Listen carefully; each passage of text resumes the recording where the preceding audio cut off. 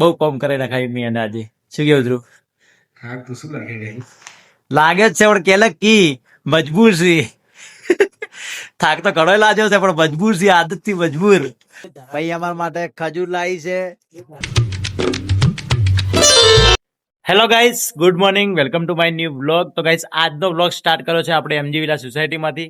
અને ઘણા દિવસ થઈ ગયા, 4 થી 5 દિવસ પહેલા આપણે આ મકાનનું વાયરિંગ કર્યું હતું નીચેના માળનું. અને પછી એના બીજા દિવસે આપણે સામે જે એના એક્ઝેક્ટ સામે મકાન છે એનું પીઓપીનું વાયરિંગ કર્યું હતું. અને આ મકાન સાદું છે અને સામેવાળું મકાનની અંદર પીઓપી કરેલું છે. તો એ પીઓપીનું વાયરિંગ બધું ફાઇનલ થઈ ગયું છે. અને હવે આપણે આ માળનું ઉપરના માળનું વાયરિંગ સ્ટાર્ટ કરવાનું છે આજે. તો આજે હું અને ધ્રુવ બંને જણા અહીંયા આ સાઈડ ઉપર આવ્યા છીએ. અને બીજા બધા કારીગરો આપણે ક્યાં ગયા છે એની કોઈ માહિતી નથી. અને મારે પણ આજે બહાર જવાનું હતું. પછી ફોન આવ્યો કે ભાઈ તમારે તો ડીસાની અંદર જ રહેવાનું છે વાયરિંગ કરવા માટે. તો આપણે આવી ગયા અહીંયા વાયરિંગ કરવા માટે એમજી વિલા સોસાયટીની અંદર. તો ગાઈસ આ મકાન તમને દેખાતું છે બહુ મોટું છે, પણ આની અંદર વાયરિંગ કશું જ આવતું નથી. સાદું સિમ્પલ વાયરિંગ આવે, કોઈ પીઓપી ની કે કશું જ નહીં. સાદું સિમ્પલ વાયરિંગ કરવાનું અને મોજ કરવાની, જલસા કરવાના, બસ. બીજું લાઈફની અંદર જોઈએ શું આપણે? વાયરિંગ સાદું કરવાનું હોય ને બેસ્ટ મળ્યું, બેસ્ટ વાયરિંગ કરવાનું હોય ને તો સાદું, પીઓપી વગરનું વાયરિંગ કરવાનું એ બેસ્ટ. તો હવે આપણે જઈએ ઉપરના માળે અને વાયર બીજા ખોલીએ અને વાયરિંગ સ્ટાર્ટ કરીશું. તો ગાઈસ તમે આ ભાઈને ઓળખતા હશો. આ ભાઈને ઓળખો? આમનું નામ છે ધુલો. ધુલો ને તારું નામ? તો હવે એને શરીર પ્રમાણે એક ક્યાંક 2 કોડા લઈ જાય કે લઈ જાય? ચમ વજન વાળા એલા એક કપે કરી જતો ગોડા. સાચું મજાક નહીં કરતો ગાઈસ. આમાં ધુલો આ ઘોડો ઉપાડશે અને પછી સીડી ઉપાડશે. ના ઘોડો નહીં ઉપાડે કોઈ વાંધો નહીં, આ ઘોડો અને આ કટલું ઉપાડશે. તો બહાર કયો જાય રહ્યો? શું બેગ લેવા આવ્યા હો? તો હવે ધુલો મારે અડધો કારીગર થઈ ગયો છે અને અડધો કારીગર બાકી છે. થોડું આવડે છે પણ માપે આવડે છે. તો હવે આ કટલું તો મારે ઉપાડવું પડશે. તો કટલું હું એકલો ઉપાડી ગયો. તો તમે જુઓ, ધુલો એક હાથે બેગ અને એક હાથે ઘોડો. આવું શરીર હોય એટલે ખરેખર આવા માણસ જોવે જ ભેગો આપણા ભેગો. એ ક્યાંક 2 વસ્તુ ઉપર ચડાવી દે ગમે તેમ. તો આપણે હવે આ કટલું લેવાનું છે વાયરનું. તો વાયરનું કટલું લઈને ચડી જઈએ ઉપર. ગાઈસ આપણે આવી ગયા છીએ ઉપરના માળે. અને તમે દરેક મકાનની અંદર, સોસાયટીની અંદર જોતા હશો તો કોઈ જગ્યાએ આટલી મોટી બાલ્કની ના હોય. તો આ મકાનની અંદર એટલી મોટી એક્સ્ટ્રા બાલ્કની બનાવેલી છે. કોઈ મકાનની અંદર કંપની આવતી જ નહીં, પણ આ ભાઈએ એક્સ્ટ્રા બનાવડાવી છે બાલ્કની બેસવા માટે. તો આપણે ઉપરના માળનું જે વાયરિંગ દેખવાનું છે દેખી લઈએ અને પાછળના બેડરૂમથી આપણે વાયરિંગ સ્ટાર્ટ કરશું. એમાં ધ્રુવ હવે એક બોર્ડ રહી ગયું હતું પાઇપ બોર્ડ સાફ કરવાનું, તો પાઇપ બોર્ડ સાફ કરવા ચડાવી ઉપર. તો તમે આના અંદર ઘણું બધું આવતું જ નહીં વાયરિંગ. તમે જોઈ શકો કોઈ જગ્યાએ પીઓપી કરાવી જ નહીં પાર્ટીએ. આની અંદર પણ પીઓપી નહીં કરાવી. ના કે તો આ બીજા મકાનની અંદર તો પીઓપી કરાવેલી, આની અંદર નથી કરાવી. તો આ પહેલથી બધા પાઇપ બોર્ડ સાફ કરી રાખેલા છે, તમે જોઈ શકો. અને આનું વાયરિંગ કરવાનું છે આપણે. તો ગાઈસ પેલી સામે પણ બાલ્કની છે અને અહીંયા પણ બાલ્કની તમે જોઈ શકો. અને બહારનો વ્યૂ તો આખો અલગ જ લાગે છે સોસાયટીનો. કેટલો મસ્ત વ્યૂ છે. પેલા કાકો બેઠા કોન્ટ્રાક્ટર. હડો અંદર સોસાયટીની અંદર આપણે ફિનોલેક્સ કંપનીનો વાયર વાપરવાનો છે. બીજી કોઈ કંપનીનો વાપરવાનો નથી, ફિનોલેક્સ કંપનીનો વાયર વાપરવાનો છે. ગાઈસ અમારે ધ્રુવને ફર્સ્ટ ટાઈમ અમે ટેપિંગ કરવા આવ્યું છે. તમે જુઓ ટેપિંગ શીખેલો હોય. હવે લાઇટ ફિટિંગની અંદર બીજું કે ત્રીજું પગથિયું ચડ્યું છે અને ટેપિંગ કરતા શીખડાવું છું એને. પહેલી વાર એને ફર્સ્ટ ટાઈમ ટેપિંગ કરવા આવ્યો છે વાયર. હવે કેવો કરે છે ટેપિંગ એ આપણે દેખી લઈએ. બાકી અમે કરતા હતા બાથરૂમનું વાયરિંગ. તો બાથરૂમનું વાયરિંગ બધું પતી ગયું છે. સ્વિચબોર્ડની અંદર હોબ બધા ઉતારી નાખ્યા છે અને ધૂને આવ્યું છે મેં ટેપિંગ કરવા માટે. અને પછી કરવાનું છે બહારનું ટેપિંગ.